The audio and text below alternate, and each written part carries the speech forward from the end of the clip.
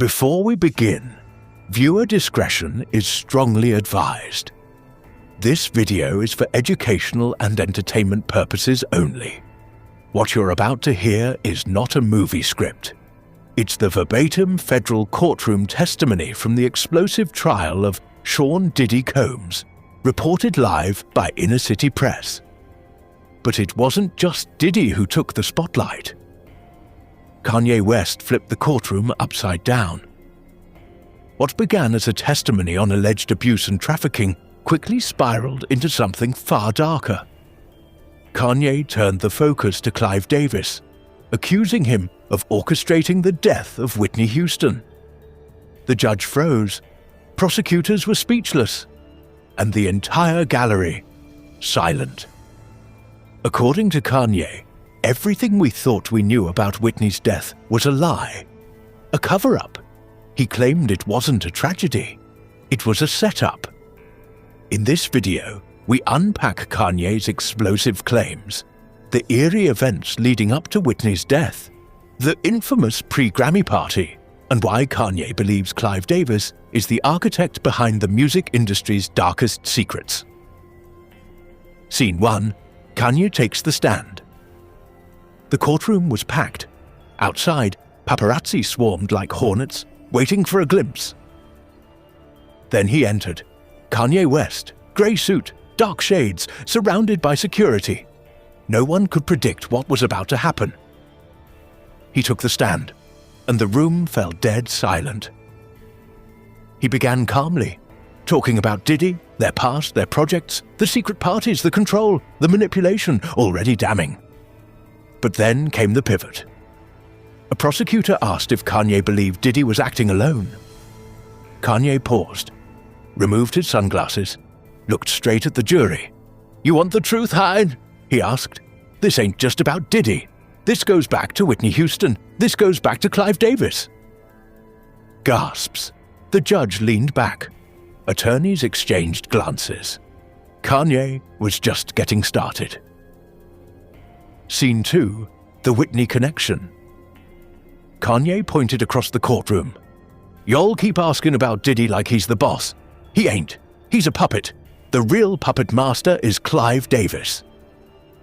He brought up Whitney's 2012 death, the same weekend of Clive's pre-Grammy party, held just floors below her lifeless body. "You mean to tell me a woman dies upstairs, and you throw a party downstairs?" he said. "That ain't a tribute. That's a ritual." Security moved in. The judge waved them off. "Let him finish," she said. Kanye described an industry ruled by fear, an underground network where artists who break the silence disappear.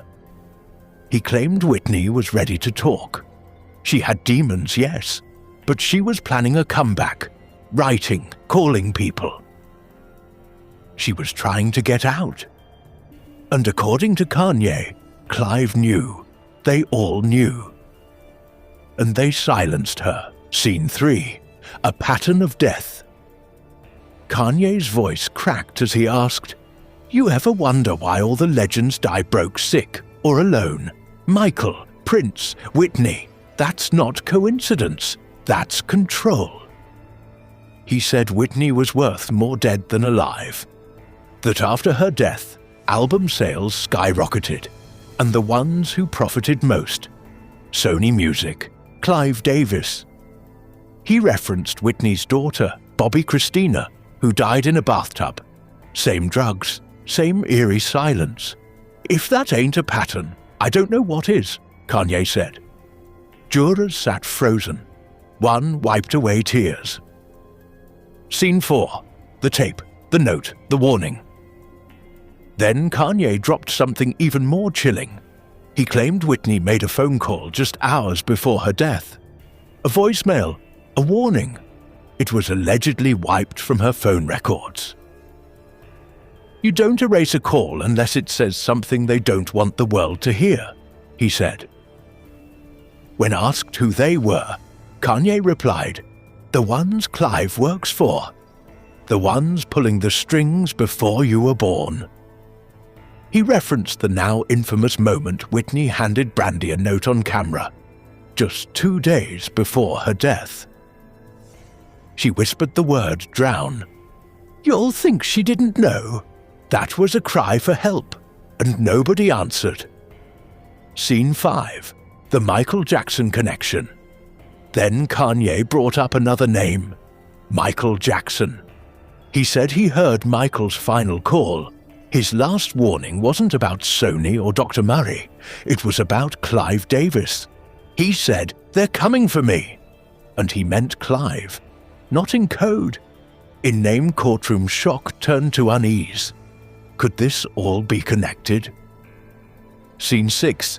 Whistleblowers and rituals. Prosecutors presented evidence to either support or dismantle Kanye's claims.